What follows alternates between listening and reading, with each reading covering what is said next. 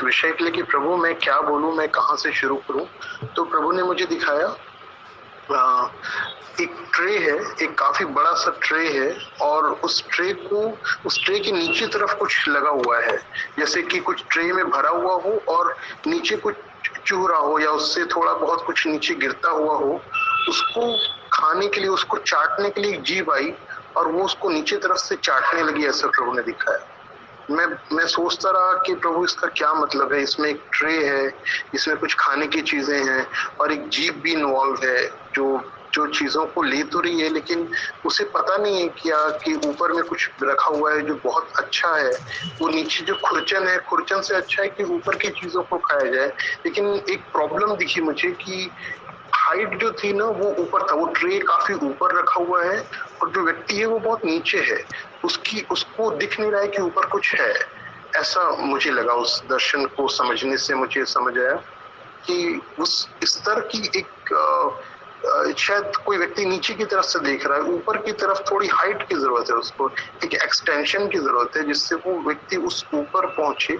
और मुझे आज ऐसा लगता है कि प्रभु आज जब बात करेगा ना तो वो किसी न किसी के लिए जरूर प्रभु एक्सटेंशन देगा, जो अभी तक नहीं हुआ, जो अभी तक शायद नीचे नीचे की चीजें थी वो ऊपर ऊपर की चीजें दिखने लगेंगी। ये हो सकता है ये दर्शन मेरे लिए हो, मुझे पता नहीं एग्जैक्टली प्रभु किस तरह से काम करेगा, क्योंकि प्रभु कहता है वो दो धारी तलवार है उसका वचन, वो बोलने वाले को भी काटता है, वो सुनने वाले को भी काटता है।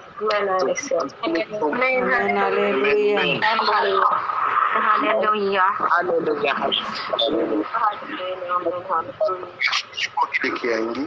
तो आज के मनन को हम शुरू करेंगे, और मनन को शुरू करने के लिए हम दो वचन है मेरे पास, इसको हम निकालेंगे नीति वचन 13 अध्याय और उसका 3रा पद। नीति वचन 13 अध्याय और उसका 3रा पद।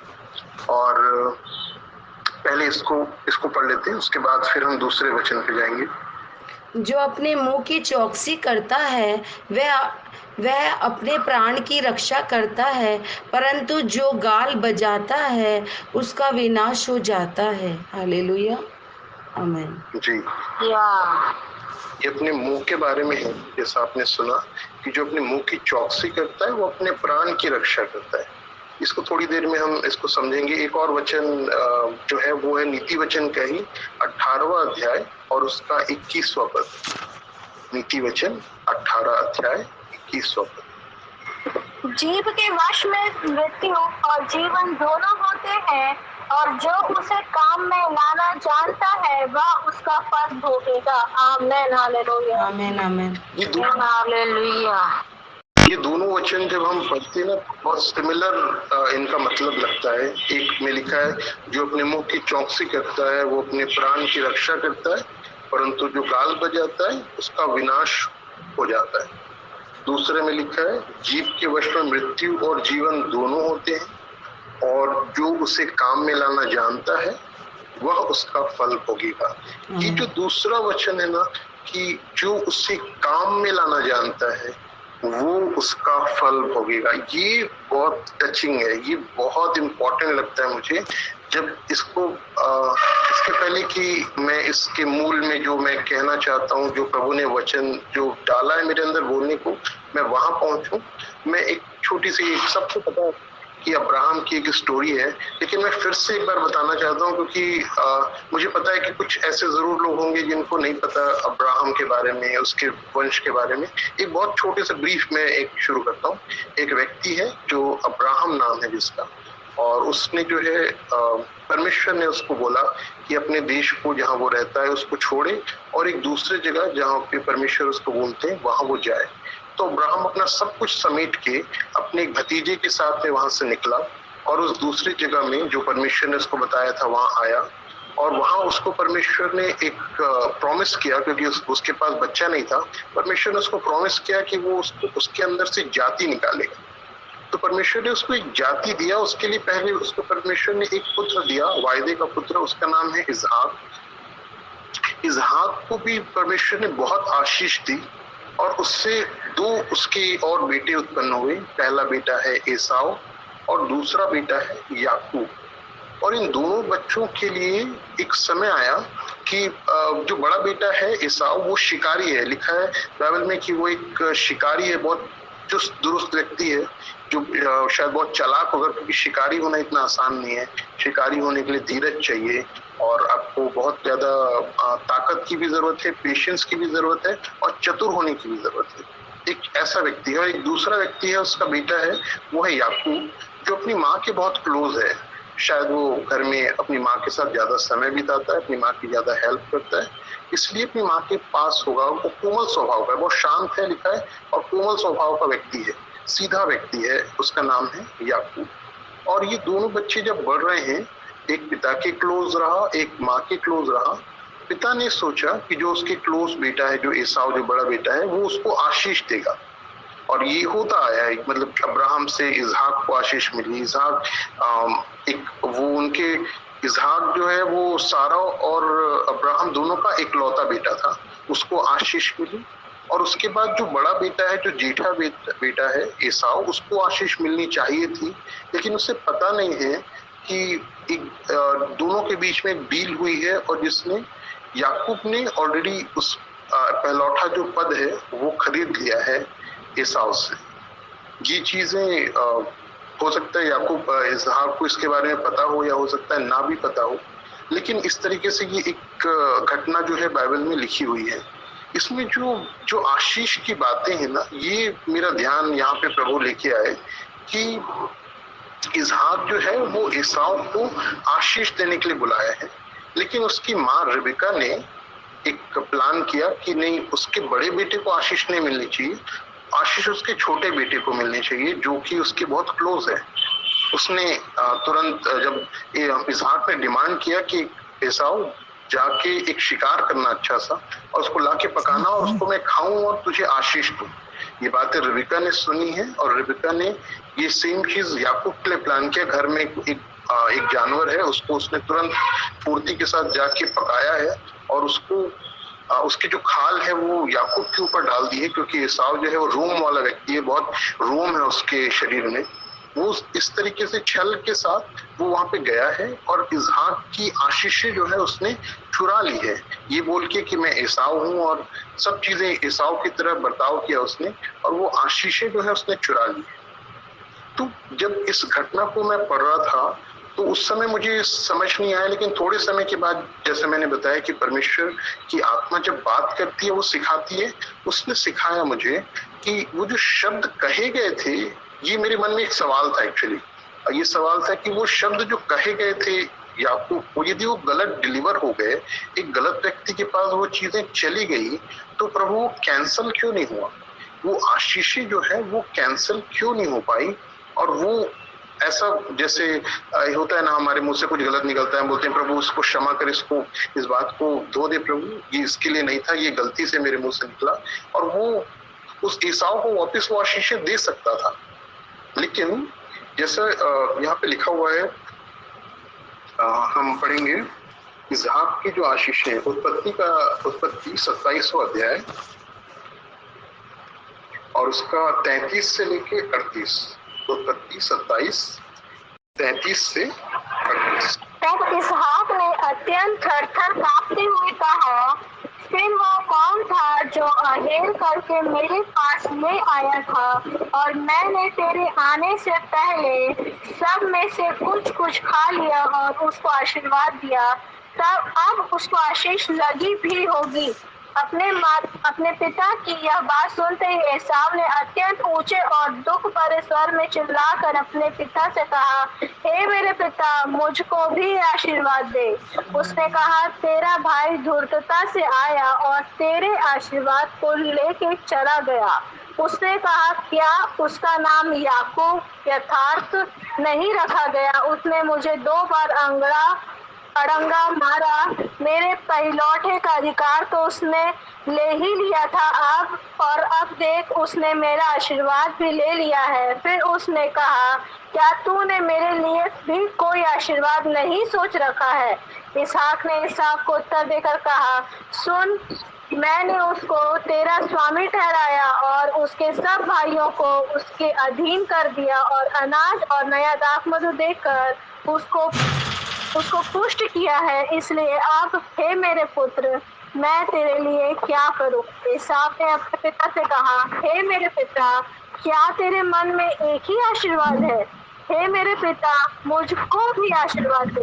यूं कहकर बेटा फूट के रोया। आमीन, हालेलुया। आमीन। धन्यवाद सिस्टर। यहाँ पे इस पूरी जो इस वचन में जो लिखा हुआ है एक बात जो इसहाक ने बोली एसाव को, उसको आशीष जो मिली है वो उसको लगी भी रहेगी।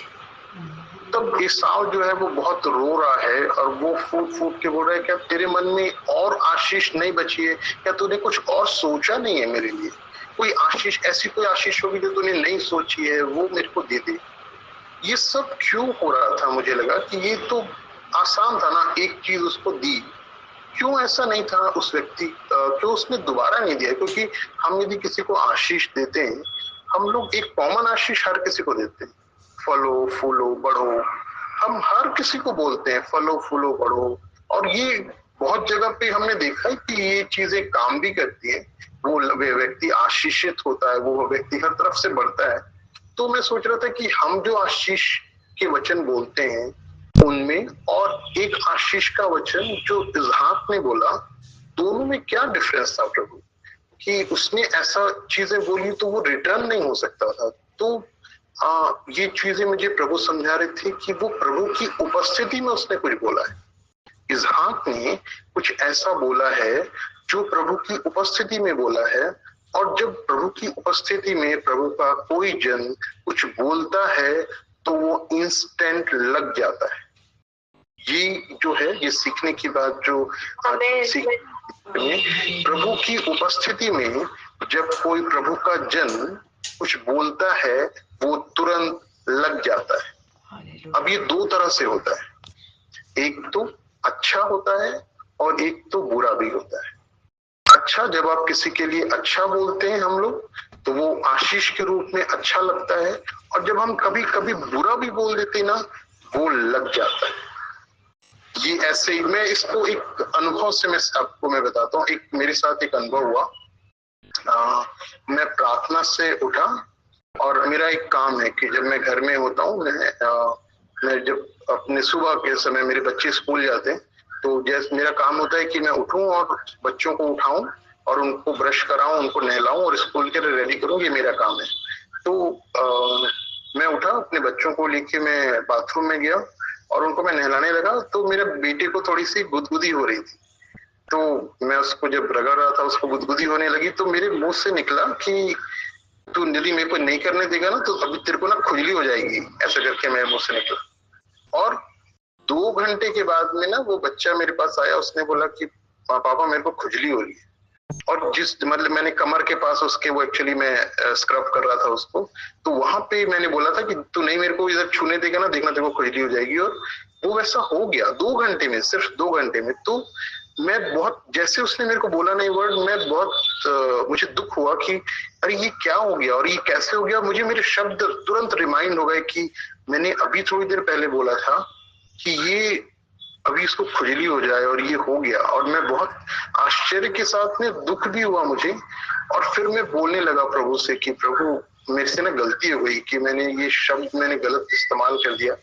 और मुझे ये समझ आया ये क्यों हुआ, क्योंकि मैं बहुत सारी बातें बोलता हूँ लेकिन वो होता नहीं है। लेकिन ये चीजें इंस्टेंट कैसे हो गई, क्योंकि मैं उस समय प्रार्थना से उठा था, और प्रार्थना से उठ के मैं ये तुरंत मैंने अपने शब्दों को, मैं कुछ और बात मैंने नहीं की थी, लेकिन मैंने अपने शब्दों को उस समय संभाल के रखा था। मैंने अपने बच्चों को उठाया और मैं उस प्रभाव में था। मुझे ये समझ आया ओवरऑल कि मैं प्रभु की उपस्थिति में जब मैं बैठा था, मैं प्रार्थना, सुबह की प्रार्थना में था, और उस उपस्थिति के साथ जब मैंने कुछ शब्दों को बोला, वो शब्द लग गए उस जगह पे, चाहे वो अच्छा लगा या बुरा।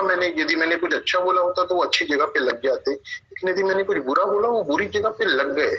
ऐसा प्रभु ने मुझे आत्मा में सिखाया कि अपने शब्दों को सही जगह पे इस्तेमाल करना बहुत इंपॉर्टेंट है। और ये सब तब होता है ये जब मतलब दूसरों के समय या आपके लिए हर समय वो चीज काम नहीं करेगी, लेकिन जब प्रभु की उपस्थिति में हम होते हैं और कुछ बोलते हैं तब वो चीज काम करती है। इसलिए वो शब्द जो इसहाक ने एसाव को, याकूब को बोले, वो रिटर्न नहीं हुआ, क्योंकि उसने उन शब्दों को प्रभु की उपस्थिति में बोल दिया था। एक बार वो बोल दिया तो वो रिटर्न नहीं होता। ऐसा ये बाइबल का ये सब बातें जो घटनाएं हैं जो सब बता रही हैं कि ये चीजें रिटर्न नहीं होती। एक चीज हम और पढ़ते हैं प्रभु यीशु मसीह के बारे में। जब यशायाह की पुस्तक में लिखा है, यशायाह की पुस्तक उसका 53 अध्याय और उसका 7वां वचन, यशायाह की पुस्तक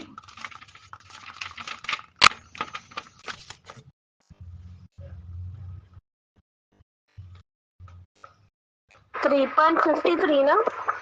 हाँ 53 उसका 7वां। वह सताया गया तो भी वह सहता रहा और अपना मुंह न खोला। जिस प्रकार भेड़ वध होने के समय और भेड़ी ऊन कतरने के समय चुपचाप शांत रहती है, वैसे ही उसने भी अपना मुंह न खोला। आमीन, हालेलुया। यहाँ पे यीशु मसीह के लिए लिखा हुआ है, ये सारी भविष्यवाणी है जब यीशु मसीह के पहले हो रही हैं। और वहां पे लिखा हुआ है कि जिस प्रकार भेड़ वध होने के पहले भेजी जाती है, उसने यीशु मसीह जब जा रहे हैं उस क्रूस के लिए, उन्होंने अपना मुंह नहीं खोला, लिखा है। और ये बड़ा सामर्थ्य बात है, ये बड़ी इसमें बड़ा सामर्थ्य इस बातों में कि यदि वो यीशु मसीह अपना मुंह खोलते, वो कुछ भी बोलते, वो परमेश्वर की उपस्थिति में इतनी ज्यादा, क्योंकि वो मनुष्य भी हैं और वो परमेश्वर भी हैं, वो दोनों हैं, दोनों का फ्यूजन है। तो वो परमेश्वर की उपस्थिति में रह के वो हर चीज को करते थे। तो वो परमेश्वर की उपस्थिति में इतने ज्यादा हैं, यदि वो कुछ बोलते तो हो जाता, इंस्टेंट हो जाता। क्योंकि लिखा है, जब हम पढ़ते हैं उत्पत्ति की पुस्तक, शुरुआत में लिखा है कि परमेश्वर बोलते गए, होता चला गया। परमेश्वर ने बोला, होता चला गया। वचन था जो बना रहा था, हर चीज को वो इंस्टेंट बनता जा रहा था। जो यीशु मसीह हैं, वो बनाने वाले परमेश्वर है, वो करने वाले परमेश्वर हैं, वो रचने वाले परमेश्वर हैं।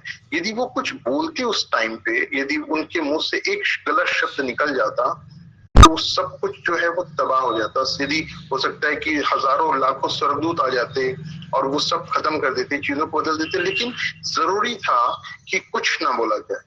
और वो सब चीजें जैसी पिता ने तय की थी, वैसी वो हर चीज वैसी हो, उसके लिए जरूरी था उनका उस समय वहां पे चुप रहना, और वो वैसे हो गए। उन्होंने वहां पे मुंह नहीं खोला ताकि एक भी गलत शब्द किसी चीज को किसी तरह से वो बर्बाद न करे। एक घटना है जो एलिय्याह के बारे में है। एलिय्याह जब आहाब करके एक राजा है, उसके पास गए और उन्होंने उसको बोला कि अब यहाँ से आकाश बंद हो जाएगा और आकाश से ना वर्षा होगी ना मेघ बरसेगा। तो वहां पे अब उसको जब हम उस अध्याय को पढ़ते हैं ना, राजा की पुस्तक में उसका 17वां अध्याय, वहां पे कहीं नहीं लिखा हुआ है कि परमेश्वर ने एलिय्याह को बोला कि जा ऐसे ऐसे बोल देना कि बारिश नहीं होगी। लेकिन वहां लिखा है, अच्छा इसको पढ़ेंगे, एलिय्याह का पहला राजा उसका 17 अध्याय, पहले ही पद में पढ़ेंगे। पहला राजा उसका 17 अध्याय, पहला राजा 17 अध्याय, पहला ही पद। तिबशी एलिय्याह जो गिलाद के परदेशियों में से था, उसने आहाब से कहा, इज़राइल का परमेश्वर यहोवा जिसके सम्मुख मैं उपस्थित रहता हूँ, उसके जीवन की शपथ, इन वर्षों में मेरे बिना कहे ना तो मेघ बरसेगा और ना ओस पड़ेगी। हालेलुया, आमीन। उसने यहाँ पे एक बात लिखी है, यहाँ पे लिखी हुई है, यहाँ पढ़ेंगे, इज़राइल का परमेश्वर यहोवा जिसके सम्मुख में उपस्थित रहता। ये बड़ी इंपॉर्टेंट बात है, उसके सम्मुख वो उपस्थित रहता है। और उसने एक बात बोली कि आज के बाद बारिश नहीं होगी, ना मेघ बरसेगा ना ओस पड़ेगी, और वैसा हो गया, वैसा का वैसा हो गया। और इसका एकमात्र कारण है वो परमेश्वर के सामने उपस्थित रहता है। और उसके जब वो उपस्थित रहता है और वो उपस्थिति में वो कुछ शब्दों को बोलते हैं ना, तो वो हो जाता है। जब एलीशा के साथ, अब उनके चेले हैं एलीशा के साथ हुआ कि वो एक जगह से गुजर रहे थे और कुछ बच्चे जो आए उनका मजाक उड़ाने लगे, और उन्होंने बोला कि कुछ तुम्हारा विनाश हो जाए। और 2 भालू निकल के आए और उन बच्चों के ऊपर हमला किया और उन बच्चों को फाड़ दिया। मतलब शब्द कैसे, जो एलीशा भी ऐसे ही व्यक्ति हैं जो परमेश्वर की उपस्थिति में रहते हैं। एलीशा के जीवन के बारे में बहुत सारी घटनाएं हैं, जब हम पढ़ेंगे वो शब्दों का महत्व जो है वो हम देखेंगे। एक जगह चीजें अच्छी तरह से जा रही हैं, जब वो एक बांझ स्त्री को उन्होंने आशीर्वाद दिया कि जा तेरे लिए एक पुत्र उत्पन्न होगा, और उसके लिए वो बिल्कुल सही जगह पे लगा, उसका पुत्र आया, पुत्र पैदा हुआ। और जहाँ पे बच्चों के लिए उन्होंने एक बात बोली कि इनका विनाश हो जाए, और वो दो वहां पे भालू आए और तुरंत ये सब घटनाएं तुरंत हो रही है, दो भालू आए और उन बच्चों को फाड़ दिया। ये शब्दों का जो महत्व है, ये सब चीजें तब काम कर रही हैं जब वो बोलने वाला व्यक्ति जो है वो परमेश्वर की उपस्थिति में इन सब बातों को करता है। इन शब्दों की ताकत का अब इस्तेमाल के भी बात हम सुनेंगे, ये समझेंगे कि जो अभी हमने नीति वचन में पढ़ा कि जो उसको काम में लाना जानता है वह उसका फल भोगेगा। तो अब जब मैं इसके विषय में मैं प्रभु से मैं और मैं जानना चाह रहा था, प्रभु ये सब यदि मेरे पास शब्दों की ताकत है तो मैं इसको इस्तेमाल में कैसे लेके आऊं, मैं कैसे इस चीज को सही दिशा में मैं लगाऊं। तो परमेश्वर ने ना मुझे एक चीज समझाई, और ये समझाने की टाइमिंग ऐसी थी कि मैं अपने पौधों में, उस टाइम मेरा फार्म, एक छोटा सा फार्म हाउस है, उस जगह पे कुछ पौधे लगे हुए हैं, गर्मी का समय था ये बात, तो मैं पानी डाल रहा था। तो प्रभु ने मुझे समझाया कि तू पानी कैसे डाल रहा है। तो मैंने बोला कि प्रभु मैं पानी एक जगह पे पाइप रख रहा हूँ और बस मेरा काम हो रहा है। तो वैसे प्रभु ने मेरे को बोला कि तू पानी जब डाल रहा है तो एक जगह पे पाइप को छोड़ देता है, और अपने आप वो पानी बहते बहते बहते बहते एक के बाद एक सब लोगों तक पहुंचता जाता है, सारे पौधों को पहुंचता जाता है और सींचता जाता है। तो मैंने बोला हाँ, ये तो बात बिल्कुल ऐसे ही है कि मैं जो बीच के पौधे वो एक्चुअली सूख रहे थे, कि मैं भूल गया बताना कि मैं ये जब प्रभु ने मुझे बताया ना, ये एक हरियाली वाला एक जगह है, उसमें बीच में पौधे सूख गए थे और दोनों साइड के पौधे हरे थे। तो लेकिन जब मैं पानी डालने लगा तो मैंने ये नहीं सोचा कि मैं हरियाली वाले में नहीं डालूं, मैं बीच वाले जो सूखे हैं उसमें डालूं। मैंने बस एक जगह जहां मैं पाइप रखता हूँ नॉर्मली, मैंने वहां पाइप रख दिया और पानी ऑटोमेटिक बहते बहते उन हरियाली वाली जगह पे भी गया और उन सूखे पौधों को भी मिला, और उसके आगे फिर हरियाली वाले पौधों को फिर मिल गया। तो प्रभु ने मुझे इससे सिखाया कि जब हम प्रार्थना भी करते हैं ना किसी के लिए, तो वो प्रार्थना भी हम ऐसे ही हमको करना चाहिए। हमारे आगे जो लोग खड़े हैं उनके लिए जब हम मांगते हैं तो ऑटोमेटिक वो चीज उनसे बहते बहते हम तक पहुंचती है। और ये शब्दों की ताकत प्रभु ने मुझे बताया कि जब मैं अपने कतार में आगे खड़े हुए लोगों के लिए मैं मांगूंगा तो वहां से वो चीजें मेरे लिए अपने आप होती जाएंगी, अपने आप होती जाएंगी। आमीन, आमीन, आमीन,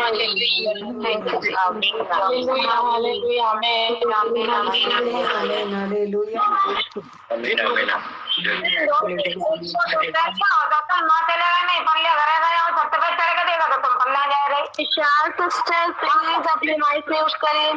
विशाल सिस्टर नीतू ध्यान से।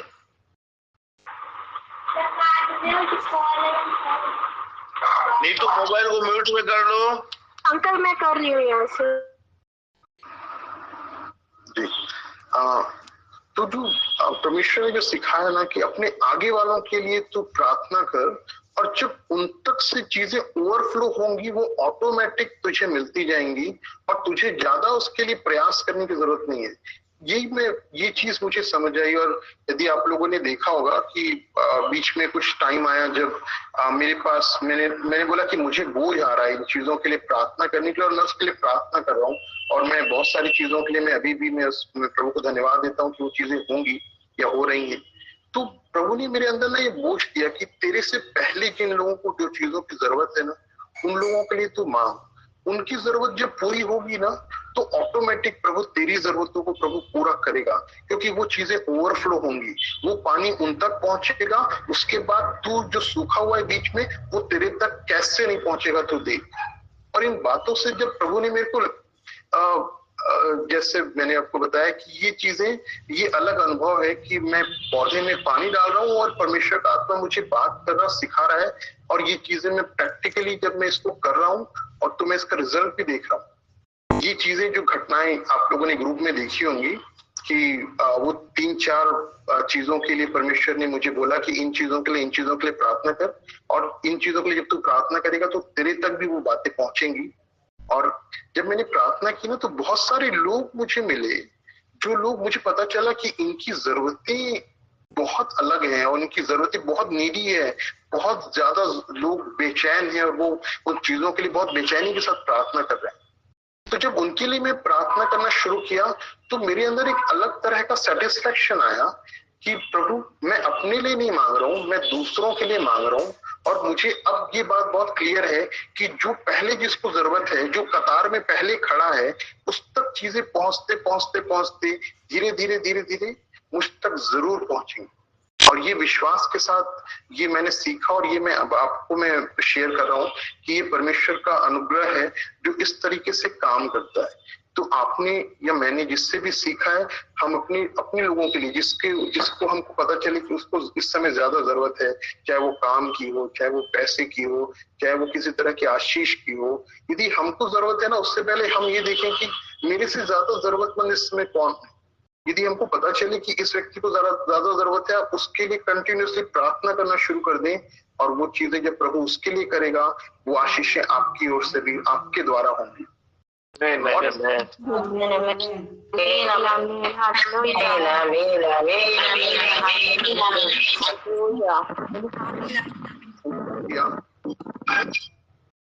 चाहे हम आशीष दें या श्राप दें, ये दोनों चीजें ना हमसे होकर ही जाती हैं। ये एक बड़ा परमेश्वर का एक बड़ा अच्छा एक नियम है कि जब हम किसी को आशीष देंगे तो हमारे मुंह से वो जब जाती है ना, उसी फ्लो में वो आशीष जाती भी है, मतलब वो हमसे होते हुए उस व्यक्ति तक पहुंचती है। ये हमको पता नहीं चलता उस समय कि ये कैसे हुआ, लेकिन ऐसा ही होता है। ये मेरा अनुभव मैं आपको बताता हूँ कि मैंने एक व्यक्ति है जिसको मैंने बोला कि तू फेलियर है। मैंने उसको बोला, मैंने उसको ना बहुत गलत बात बोली कि तू फेलियर है, तू फेलवर है। और मैंने थोड़े समय के बाद ना मुझे पता चला कि मैं चीजों में फेल हो रहा हूँ, मैं लगातार चीजों में फेल होता जा रहा हूँ, मेरा कुछ काम नहीं कर रहा, मैं कितना भी कोशिश कर लूं मेरी चीजें सफल नहीं हो रही, क्योंकि मैंने किसी को श्राप दिया, मैंने किसी को फेलियर बोल दिया। वो फेलियर उस तक पहुंचा, लेकिन उससे पहले मुझ तक पहुंचा। मैं भी फेल होने लग गया साथ चीजों में। और जब मैंने किसी को बोला कि ये आशीष हो जाए तेरे लिए, ये आशीष तेरे लिए बरकत हो जाए, मैंने देखा मेरे लिए भी रास्ते खुलते चले जा रहे हैं। आमीन, आमीन, हालेलुया, थैंक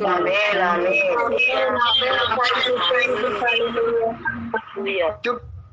जब ये चीजें ना इस तरीके से एक तरीके का ये फॉर्मूला है कि हम जब भी कोई चीज हमको अपने लिए चाहिए, हम उसके लिए बोलें और आशीष का वर्ड ज्यादा बोले। जब हम ना, अक्सर हमारे साथ होता है, हम लोग क्या करते हैं, जब कोई हम चिढ़ जाते हैं किसी से, या हम बोलते हैं कि जा तेरे साथ ऐसा हो जाए, तेरे साथ वैसा हो जाए, हम प्लान से नहीं बोलते, लेकिन हम गुस्से में कभी कभी इन बातों को बोल देते हैं कि जा ऐसा हो जा, जा वैसा हो जाए।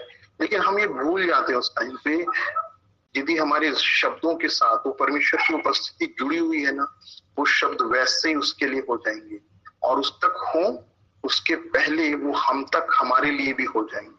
हम ये गलत बीज जो है ना वो बोते चले जाते हैं, हमको पता नहीं चलता। एक्चुअली सबसे बड़ी बात ये ना कि हम जानते नहीं है और ये सब चीजें करने लग जाते हैं। और जब अभी आपको पता है, आपकी परमेश्वर की उपस्थिति में जब हम बोल रहे हैं, इसके बाद जरूर आप ध्यान रखेंगे ना, तो परमेश्वर आपके वचनों के द्वारा, आपके शब्दों के द्वारा कैसा ट्रांसफॉर्मेशन आपके जीवन में लाएगा, ये आप अनुभव करेंगे। अभी जब आपको समझ आ रहा है कि क्यों दिखा रहा था, वो जीभ जो नीचे ट्रे के नीचे नीचे वो चीजों को चाट रही थी ना, परमेश्वर का वचन बोल रहा है कि उस चीजों को, वो जीभ को सही इस्तेमाल कर। वो जीभ चाटने के लिए नहीं है, वो जीभ मुंह के अंदर रखने के लिए, उसको वश में रखने के लिए, वो बाहर निकाल के चीजों को, गलत चीजों को, जो बेकार की चीजों को चाटने के लिए नहीं है। अपने शब्दों को, अपनी जीभ को सही जगह पे उसको मुंह के अंदर रखने की आवश्यकता है, और सही समय में अच्छी तरह से इस्तेमाल करने की आवश्यकता है। क्योंकि यदि हम नीचे की चीजों को चाटेंगे तो हम नीचे के स्तर पे चले जाएंगे, हम नीचे गिरते चले जाएंगे, हम कभी नहीं जान पाएंगे कि उस ट्रे के ऊपर में एक्चुअल में रखा क्या है। क्योंकि जो नीचे गिरा है ना, वो उसका फ्लेवर का 2%, 1% भी नहीं है। लेकिन जो चीज ऊपर रखी है, जो सही तरीके से बैठ के उस मील को, जो उस ट्रे को प्रभु ने सजाया है, उस आशीष को जो प्रभु ने रखा है हमारे खाने के लिए, हमारे उस भोग को करने के लिए, वो ऊपर स्तर पे जाने से महसूस होगी। और वो तब होगा जब हम अपनी जीभ को ना वश में करेंगे। उस वश में के साथ हम उस पे बैठेंगे जो परमेश्वर, जो यीशु मसीह बोलते हैं मेरे साथ आके भोजन करो। तो जब प्रभु बोलता है मेरे सदा के भोजन करो, वो हमारे सदा के भोजन करना चाहता है। उस भोजन को हम ऊपर से बिल्कुल तरीके से, सलीके से जब हम खाएंगे ना, तब परमेश्वर का आत्मा वैसे काम करेगा जैसे उसने एलीशा के साथ किया, जैसे उसने एलिय्याह के साथ किया, और जैसे उसने इसहाक की आशीष, उस शब्दों की आशीष के साथ काम किया। वो आशीष जो आज तक इजराइल के साथ बनी हुई है और इस सृष्टि के अंत तक बनी भी रहेगी, वो आशीष मेरे साथ और वो आशीष आपके साथ भी वैसे ही काम करेगी, उन शब्दों की ताकत के साथ। और सबसे इम्पोर्टेंट, ये सारे शब्द तब काम करेंगे जब हम परमेश्वर की उपस्थिति में इन शब्दों का सही इस्तेमाल करेंगे। हालेलुया। तो कोशिश करें हम सब कि परमेश्वर की उपस्थिति में जब हम दोबारा बैठें, अपने शब्दों को बिल्कुल सही, और जिनके लिए आवश्यकता है, जो हमसे कतार में पहले हैं, हम उनके लिए पहले मांगे, और अपने लिए सबसे अंतिम में मांगे, क्योंकि परमेश्वर वहां से जब शुरू करेगा तो हमको बिना कोशिश किए हम तक अपने आप चीजें पहुंचती जाएंगी। मैं सब बात जो परमेश्वर ने मुझे सिखाया, मैं धन्यवाद देता हूँ। और अवश्य रूप से परमेश्वर ने कहीं ना कहीं किसी न किसी के लिए ये वचन काम किया, और मैं खुद अभी बोलते बोलते मैं बहुत सी बातों को सीखा हूँ। मैं धन्यवाद देता हूँ परमेश्वर का, और सब बातों के लिए धन्यवाद। धन्यवाद पिता।